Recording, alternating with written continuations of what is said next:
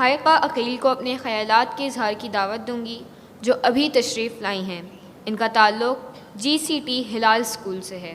جب تلک ذکر نبی ورد زباں رہتا ہے، قلب پر نور اترنے کا سما رہتا ہے۔ جس کو مل جائے در شاہ پہ گدائی کا شرف، پھر وہ شاہی کا طلبگار کہاں رہتا ہے۔ بسم اللہ الرحمن الرحیم۔ تمام اساتذہ کرام اور میرے عزیز ساتھیوں، آپ سب لوگوں کو میری طرف سے السلام علیکم ورحمۃ اللہ وبرکاتہ۔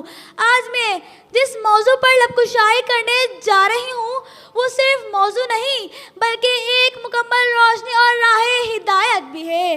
صدق و امانت نبی کریم صلی اللہ علیہ وآلہ وسلم کی سیرت کا نمایاں پہلو۔ جب بھی امانت کا ہو چرچا، جب بھی امانت کا ہو چرچا، لبوں پہ نام محمد صلی اللہ علیہ وآلہ وسلم آئے، لبوں پہ نام محمد صلی اللہ علیہ وآلہ وسلم آئے۔ جو سچائی کی پہچان بنے، جو سچائی کی پہچان بنے، وہی تو سیرت طیبہ کہلائے، وہی تو سیرت طیبہ کہلائے۔ ہمارے نبی صلی اللہ علیہ وآلہ وسلم کی پوری زندگی صدق و امانت سے بھری ہوئی تھی۔ اعلان نبوت سے پہلے عرب کے لوگ آپ کو الصادق اور الامین کہتے تھے۔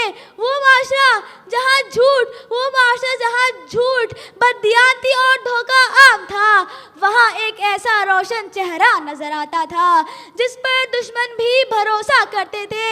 جب قریش کعبے کی تعمیر کے دوران حجر اسود رکھنے پر جھگڑا کیا تو فیصلہ یہ ہوا کہ جو سب سے پہلے مسجد میں داخل ہوں گے وہی فیصلہ کریں گے۔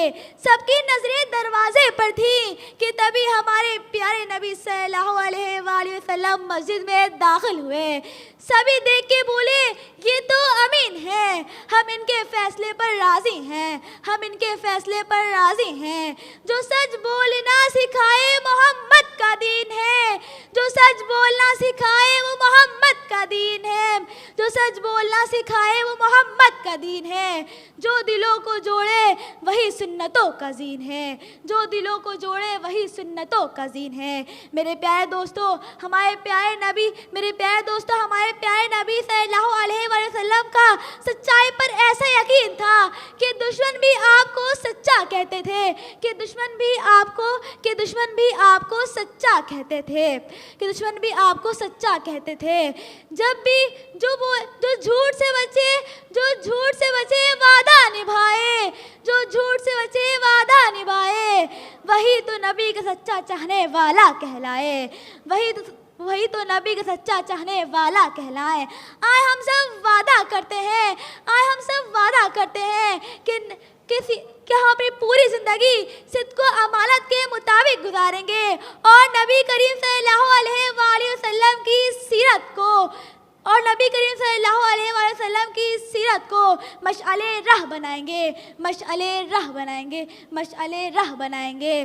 سود، جھوٹ، دھوکہ، نہ جھوٹ نہ دھوکہ، سچ کا تھا کاروبار، سچائی نے کرا میرے نبی کو سب پر سرکار۔ شکریہ۔